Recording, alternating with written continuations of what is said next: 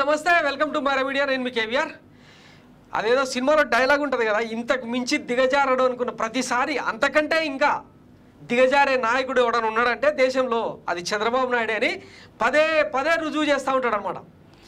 ఆయనంత నీచమైన నికృష్టమైన loafer cheater లాంటి నాయకుడు చీటర్ పార్టీ ఇంకొకటి ఉండదని చాలాసార్లే చరిత్ర ప్రూవ్ చేసింది.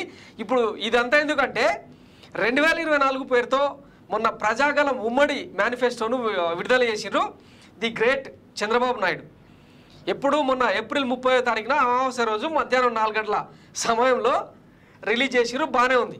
మరి అది జనంలోకి తీసుకెళ్లే క్రమంలో విస్తృతంగా ప్రచారం చేస్తూ ఉన్నారు. సూపర్ 6 ఇక అధికారానికి సూపర్ హిట్ అని చెప్పి మన ఈనాడు పచ్చళ్ళ పాపారావు రామోజీరావు రాసుకొచ్చిండు. ఎస్సీ ఎస్టీ బీసీ మైనారిటీలకు 50 ఏళ్ళకే 4000 పింఛను అని చెప్పి ఇంకా మొత్తం ఈ దిక్కుమాల హామీలన్నీ ఇందులో పేర్చిరనమాట పెద్ద పెద్ద అట్రాక్టివ్ అక్షరాలతో. దీని మీద ఇప్పుడు సుదీర్ఘంగా చర్చ జరుగుతుంది రాష్ట్ర ప్రజల్లో. ఏమని గతంలో ఇదే వైఎస్ జగన్మోహన్ రెడ్డి అధికారంలోకి వచ్చిన తర్వాత నవరత్నాల పేరుతో రకరకాల పథకాల పేరుతో పంపకాలు చేసిండు. అది డీబీడీ కావచ్చు నాన్ డీబీడీ కావచ్చు. మొత్తం ఈ 5 ఏళ్లలో 2.5 లక్షల కోట్లకు పైగా రాష్ట్ర ప్రజలకు అకౌంట్లలో వేసిండు.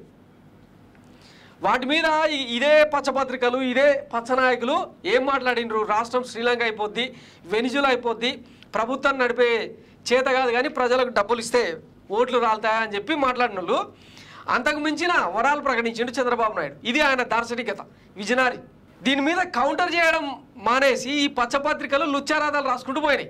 దాని మీద జనంలో ఒక రకమైన ఆలోచన, అంటే వెయిటేజ్ చూస్తారు కదా, జగన్మోహన్ రెడ్డి మేనిఫెస్టో అయింది, చంద్రబాబు మేనిఫెస్టో అయింది, అర్థమైపోయిందనమాట. చంద్రబాబు అనేటోడు ఉత్త లుచ్చ నాయకుడు, అధికారంలోకి రావడానికి ఎంతకైనా దిగజారుతాడు, ప్రజలకు ఎన్ని రకాల మోసాలైనా చేస్తారని చెప్పి ఇప్పుడు కాదు 2014లోనే ప్రూవ్ అయింది. దాంతో ఏమైంది 2018లో వీళ్ళ మేనిఫెస్టోను దీని మీద అంటే బూమరాంగ్ అయ్యేటట్టుందని చెప్పి 2018లో లేపేసిండు. ఇక ఈసారి అధికారంలోకి రాలేదు. దీని మీద జనం తిరుగుబాటు మొదలైంది.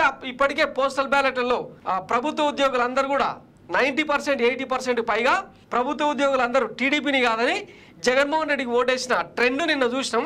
ఈ దెబ్బతో ఈయనకు ఉలుకు పలుకు లేకుండా అయిపోయిందనమాట. ఇది బూమరాంగ్ అయ్యేటట్టు. అంటే ఇక్కడ కంపారిజన్ ఏంటంటే జగన్ రెడ్డి ఇచ్చినప్పుడు రాష్ట్రం శ్రీలంక అయిపోయింది, ఆర్థిక వ్యవస్థ మొత్తం కుదేలైపోయింది, దివాలా తీసిందని అన్న నోళ్లతోనే అంతకు మించిన వరాలు ఇస్తే ఇక రాష్ట్రం మరి ఏమైపోతుంది, సోమాలియా జింబాబ్వే ఇట్లాంటివి అవుతాయా అని చెప్పి ఒక ఆందోళన, టెన్షన్ క్రియేట్ అయిందనమాట. పైగా ప్రభుత్వ ఉద్యోగులు ముఖ్యంగా అంటే ప్రభుత్వ వ్యవస్థలు నడపాల్సిన వాళ్ళే ఆలోచనలో పడ్డారు. ఏమని ఈయన ఇచ్చిన సంక్షేమ పథకాలు అమలు చేయాలంటే ఒకటి, ఆ పథకాలు అమలు చేయాలంటే మన జీతాలు తగ్గించుకోవాలి, జీతాలు ఎగ్గొడతాడు. లేదు మనకు జీతాలు ఇస్తే ప్రజలకు అందే ఆ పథకాలు రావు. ఈ రెండింటిలో ఏదో ఒకటి మాత్రమే జరుగుతుంది. చంద్రబాబు అవుట్డేటెడ్ పొలిటీషియన్, ఆయనకు చిప్పు తప్పిందని ఒక నిర్ధారణకు వచ్చిన తర్వాతనే పోస్టల్ బ్యాలెట్స్లో ఆ ట్రెండ్ కనిపించింది అనమాట, వైసీపీ ట్రెండ్. ఇవన్నీ పరిణామాల మధ్య ఇదిగో ఇప్పుడు పేజ్ నాట్ ఫౌండ్ ఈసారి రిలీజ్ చేసిన ప్రజాగలం ఉమ్మడి మేనిఫెస్టోను కూడా వెబ్సైట్లోకి వెళ్ళి ఎత్తేసారు. దీని మీద ఇప్పుడు సోషల్ మీడియాలో పెద్ద ఎత్తున ట్రోల్ అవుతా ఉందన్నమాట. ఇక page not found, sorry the page you are looking for cannot be found, try searching for the best match for or browse the link below.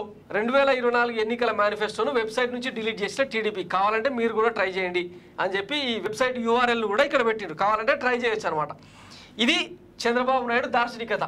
ఇచ్చిన మేనిఫెస్టో మీద కనీసం వారం రోజులు కూడా నిలబడలేనోడు రేపు రాష్ట్ర ప్రజలకు ఇచ్చిన హామీలను నెరవేరుస్తాడంటే ఎట నమ్మాలే?